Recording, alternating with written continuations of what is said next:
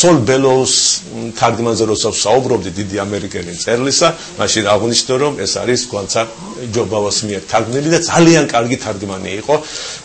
Sol Bellows თარგმნა ძალიან ძნელია და მართლაც მეტომეტად დებიუტისთვის როცა ირჩევ ასეთ მწერალს დიდი გაბედულება უნდა და უფრო სასიხარულო და სასიამოვნოა როცა გაბედულება შესაფერისი ნიჭი, შესაფერისი განათლება და შესაფერისი უნარი ახლავს თან და შესანიშნავი თარგმანი ქონდა ხელთ და აი გამოვიდა გვანცა ჯობავას პირველი პოეტური კრებულიც. მაშინ ვთქვი რომ იგი პოეტიც არის, მაშინ წიგნი არ იყო გამოცემული, იყო მიმოფანტული მისი ლექსები და ყველა აღნიშნავდა რომ ახალ თაობაში თუ ვინმე არის გამორჩეული, მათ შორის გვანცა ჯობავა და წიგნს უძღვის ივანე ამირხანაშვილის, ჩვენი ცნობილი კრიტიკოსის შესავალი წერილი, სადაც დაწვრილად არის გვანცა ჯობავას მხატვრული თავისებურებაც გადმოცემული და შეფასებული არის მისი პოეზიის მნიშვნელობა. განსაზღვრელი რა არის მისი პოეზიის თავისებურების?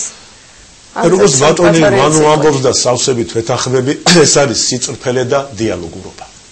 ჩვენ ვცხოვრობთ რეალობაში, სადაც სიწრფელე არის მოჩვენებით, პოეზიაში როგორი ამაზრზენია, მაგრამ ხშირად არის ხოლმე მოჩვენებითი და ძალიან სასიხარულო, როცა წრფელია, როცა პოეტი არის წრფელი და ბოლომდე არის გახსნილი. აი გვანცა ჯობავა სწორედ ამით იქცევს ყურადღებას და როცა გუწფელია პოეტი, იქ არც ეპატაში ცდილობს, არც ცდილობს აყვეს ამ მოდურ მიმდინარეობებს და ამ ხრივაც მოახერხა გვანცა ჯობავამ რომ ის რაც ხდება თანამედროვე სამწერლო პროცესში არა მარტო ქართულში, ეს ყველაფერი მექანიკურად კი არ გადმოეღო, აეთვისებინა, აი გადაეხარშა თავის სულიერ ქურაში და ეს არის ნამდვილი თანამედროვე პოეზია, თანამედროვე ტექნიკით დაწერილი, რომელიც მიყვება ამავე დროს ტრადიციას. ერთად არის ძალიან კარგად მორგებული და რთულია, როცა პოეტი უნდა გადასახდეს ამიტომ საგანში თუ რომელიმე ისტორიულ პერსონაჟში. ურთულესია, მაგრამ გვანცა ჯობავა რო დიალოგურობა რო ვახსენეს, სწორედ ეს არის, რომ იგი თავის არის და სხვაც საგანია ხან ისტორიული პერსონაჟი აქ არის ლექსი იუდა, ერთ-ერთი საუკეთესო ლექსი, ერთ-ერთი რთული ლექსი, სადაც აი იუდას არსებაში უნდა გადავიდეს და იქიდან უნდა შეხედოს სამყაროს და იქიდან უნდა მოინანიოს ის რაც ჩაიდინა და ეს ძალიან ძნელია.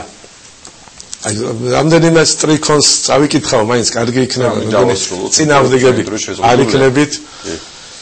აი ლექსიდან ნატერფალი რამდენიმე სტრიქონი გვანცა ჯობავას აი პოეტური თავისებურების დასადასტურებლად. მე იმნისე ვარ, მეწვიმე და მედღე ხვალიე, ალპინისტი ვარ, ერთხელ ყოფნის, ერთხელ სიკვდილის, მათხოვარი ვარ, ქუჩის კუთხის, მე დღეს ხვალისევ, კაბა მაცვია გულს ვიადი მიწა მიკივის, ტკენს შენი მძიმე ნატერფალი წადი გამშორდი, სხვაგან გადარგე შენი ნაყოფი, სხვაგან ახარე, გოთან შებმული ვევედრები მიწა შენდობას, აღარ სიკვდილს აქვს თავის ფერი. მოდგა ლაზარე და ესევე გრძელდება და რამდენიმე სტრიქონის თუ შეიძლება აი რომ ეს ბატონ ვანოს მაქვს თავის შესავალ წერილში ერთ-ერთ მისი აი მელოდიურობის მელოდიკის დასასტურებლად თოვლის შენია შენ მაჩუქე და შენვე გითმობ დავამბობ გმადლობ ცაო ჩემო ცისკაბადონო რომ შენ ბოლომდე გჯერა იმ თოვლის რომლითაც თო რომ შენ ბოლომდე გჯერა იმ წვიმის რომლითაც წვიმ რომ შენ ბოლომდე გჯერა იმ ქარის